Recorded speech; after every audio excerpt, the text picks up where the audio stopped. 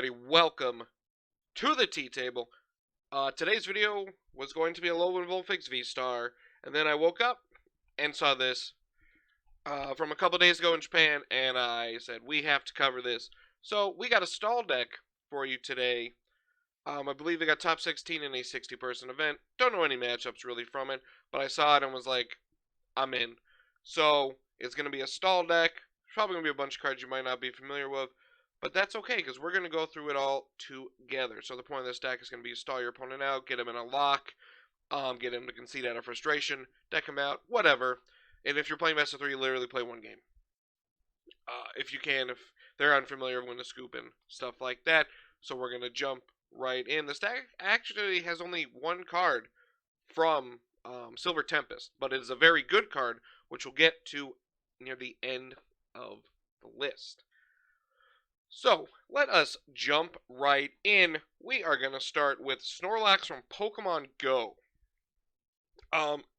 It does collapse 158 to sleep. That's cool. That's neat, I guess. But we're focusing on, is its ability block? As long as this Pokemon is active, your opponent's active can't retreat. So you see we have 4 boss order, escape ropes, etc., etc. You're going to want to try to trap a Pokemon, even if it stalls you for a couple turns, so you can get your stuff going and really annoy them, or if they're like, they bench that Crobat at some point, right? You're just going to get them out of their switch cards, because Air Balloon does not matter, kind of a thing. So like, oh, look at that, you benched Lumineon, let me bring it up, and if you probably only got like a couple switch in your deck, maybe an escape rope, and then once you're out of those, you just feast on that Lumineon and draw pass. Basically the whole game, and you can stop yourself from decking, and then pick up the win, which is pretty sick. And then we got Yveltal from Celebrations here. We're just going all the mini sets to start off. Dark Feather 300. You literally cannot use that. But it's attack Cry of Destruction. Discard up to 3 special energy from your opponent's Pokemon. So, if Mew had dropped 2 double turbos, or if they go back to the other version with Meloetta and they got all the energy in play, you can discard the Fusion Strikes, which is really good on getting the win. Or against Lugia, you kind of want to whittle them out if you can. You discard 3. Obviously, they have Archeops in their deck, but I think if you can get 1 or 2 going by like your Ordinary Rod or something and get them out of the energy, could be really good. Or you could do a thing where you boss up something that doesn't have energy and then discard energy your opponent has in play and they can make a decision if they don't have a switch card. Then we move on to the Aerodactyl line. You got the basic. It just looks cool. We can't attack with it. It just looks cool. And then we got Aerodactyl VSTAR.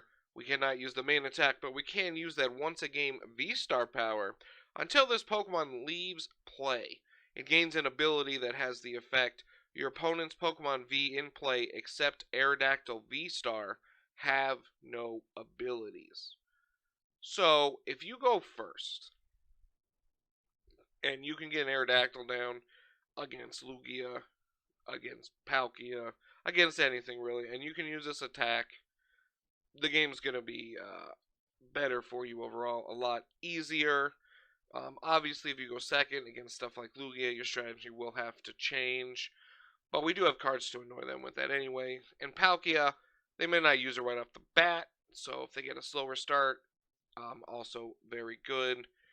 I loved Aerodactyl when it came out this past set in Lost Origin. So it was really cool to see this player use it. Then we're going to move on to the Radiant Venusaur, one of those per deck. At the end of your turn, John ZF4. So you're going to be going through, moving through a lot of cards, a lot of moving parts. You might not have a lot of cards in your hand. You don't have a Crobat. You don't got a barrel. You don't have Radiant Greninja in your deck. So you do need a way to draw, and Radiant Venusaur, also in Pokemon Go, is the way to play it. This player did choose that, and I imagine him drew them so many cards. Then we move on to Morpeko. Here it does Torment. Choose one of your opponent's active Pokemon's attacks. It cannot use it.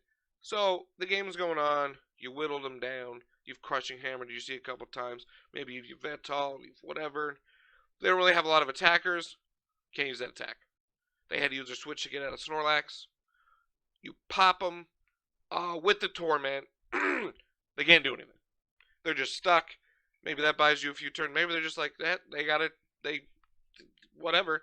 I mean, what, Palkia's got one attack, Arceus has got one attack, Lugia's got one attack. Most things have one decent attack that you're gonna use. So, very underrated card, very adorable card. The picture looks super cool.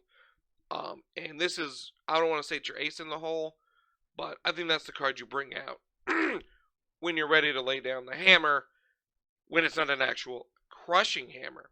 Then we got the final Pokemon, Pyukumuku. Pitch a Pyukumuku. If it's in your hand, you reveal it, put it on the bottom, and draw a card. Just another draw card. You cannot do more than once a turn, so you can't do some weird Pyukumuku loop thing, whatever. But that's fine. It's just an extra way to draw a card that's not a supporter or anything. So let us move on to those supporters. You're a stall deck, so you're going to want 4 Boss's Orders in your deck. Switch one of your opponent's bench Pokemon with their active. You do not do Serena because you don't really care about the other effect, and you want to be able to boss non-Vs too to try and stall if your opponent doesn't play like Scoop Up down their deck, which will be pretty easy to tell in the first couple turns whether they do play it or not. Then we got the 2 Peonia. Since you do have a lot of stall cards that you might not have a bunch of, as you could see, Peonia, 2 Peonia is really good. Pick up 3 prizes, up to 3 prizes, and then for each prize card you put in your hand, you put a card back. So your hand's like 3 Ultra Balls. Like, I don't need these anymore. Peonia, pick up probably 3 better cards, put those back. You're not really gonna draw prizes unless your Morpeko gets there, I guess. Or you got that Snorlax attack. So, you know, you're not gonna really be drawing them. So the best part is if you have 2 Peonia, the next time you do it, you can just pick the other 3. So you'll know what your 6 prizes are, what you need, what you don't need. Really good. But we do have the 2 Professor's Research. Gotta draw cards sometimes. Discard, draw 7. Alright, part of our stall lock plan here is going to be Silene. Still haven't know how to pronounce that.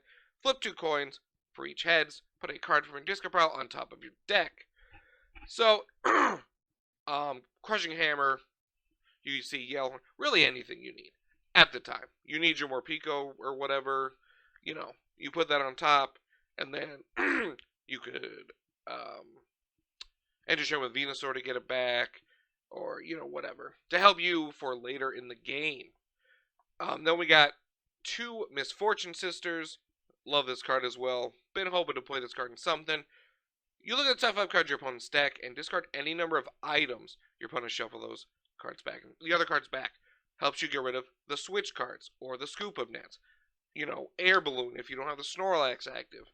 It's a really cool card, and with the amount of items decks are running, like, especially like Lost Box, like the amount of items you're going to see, this card could be really effective too at whittling your opponent's deck down, especially in that matchup after they put so many cards in the Lost Zone. Anyway, and then you discard more, perhaps Mirage Gates, or the Ordinary Rod to get back energy, you know, etc. Stuff like that. So now there is a way to not deck while playing this deck, and that is going to involve Team Yell's Cheer. So you got Team Yell's Cheer and Silene. So shuffle up to 3 in any combination of Pokemon and their supporter cards, except for this card, because they've learned, back in your deck. So you can put like Silene, you know, 2 Misfortune Sisters, a Boss's Order, whatever. But it does help you not be able to deck. If you flip 2 tails on Silene a lot, possibly like me, maybe you wanna put 2 back to make your chances. So then you can put Yell's Cheer back on top of your deck, and when your opponent's kind of locked down, you just start the cycle of not being able to deck out. And that's it for those supporters. Then the items, we got the 4 Ultra Ball, gotta get this Pokemon. Quick Ball, also gotta get this Pokemon. Ultra Ball does combo with Venusaur as you discard more cards, and it lets, the other card we got too, get out your Aerodactyl, which is why there is 4 and 3 Quick Ball. Then you got the 4 Crushing Hammer. Flip a coin of heads, discard in opponent's energy and play. Combos with Yveltal, combos with Being Annoying, combos with Snorlax, combos with our whole dang deck. Then we're going to move on to those Scoop Up Nets, because you know what? Sometimes you're going to open Venusaur, and you don't want to do that. You open Pyukumuku, you don't want to do that. So it's just a way to help get something out of there that you might not want to start with, that kind of thing. So it's very good, and just let you keep playing. You know, your bad start, quote-unquote, is not that bad because of this card. The only thing you cannot pick up is the Aerodactyl. Then we got the 3 Pokegear. Like I said, we don't have Crobat, we don't have Lumineon or anything. So we're going to need Pokegear. Look at the top 7. reveal a supporter, and put it in your hand. Then we got the 2 escape rope again. Maybe your opponent's trying to do the strategy of, all right, I'm not going to play too many Pokemon. I'm going to just play my active, whatever. Maybe I started something not good. I had to, retreat. You escape rope in, you bring up the Snorlax, I'm like, what do you got? Really good. Then we got the 2 Palpad to also help with our not decking via Cheer, Xylene if you can't get heads. As I said, Palpad also very good to just recycle the Cheer on its own. Super cool there. We got a Yell Horn. Both actives are confused. You don't really care if your Snorlax gets confused. It's more to annoy them so they can't. Makes it hard for them to attack because they have to flip the coin. Then we got the Ordinary Rod just to recycle your Pokemon. Mostly Morpeko, Venusaur, and Yveltal. If you happen to have those get knocked out, we don't play Basic Energy, so you don't have to worry about that. Then we got 4 Pokestop. You want the items in your hand, so once during each player's turn, the player may discard 3 cards.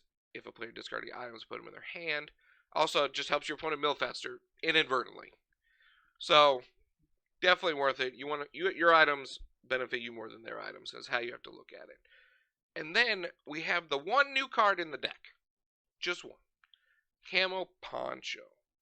So, I love this card. I thought we were getting this card last set, but clearly we didn't. Camo Poncho is a tool if it is attached to a V-Star or V-Max. Whenever your opponent plays a supporter, prevent all effects done to this Pokemon. Basically, you can't boss his order. So if you get the Aerodactyl VSTAR attack going, right? They're kind of they don't know what to do for a turn, and you can get that Aerodactyl out of there by retreating, escape roping, whatever. And you pop on a Camo Poncho. If they don't play a Tool Scrapper or a Lost Vacuum, they cannot bring up your Aerodactyl. So the effect of your Aerodactyl reading until this Pokemon leaves play is going to be pretty intact because they're not able to target it. So if they did play like an Umbreon VMAX in their deck or Cross Switcher, they will be able to target it, but the main source is going to be like Serena and Boss's Order for most decks.